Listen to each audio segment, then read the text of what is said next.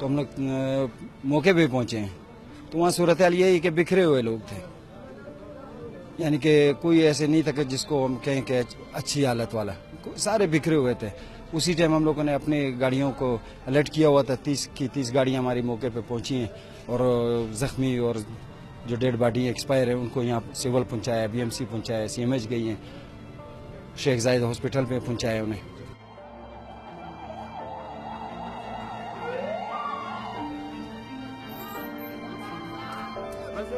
जाबाज 8 अफराद जबकि 15 से जायद जख्मी सिविल अस्पताल मुंतकिल।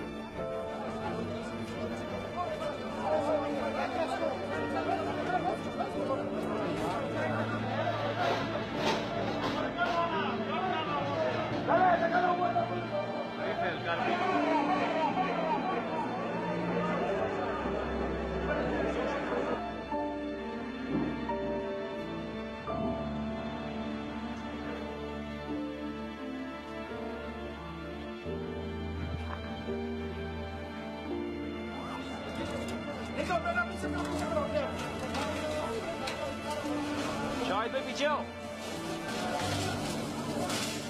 बाबर, बाबर, बाबर, देख देख।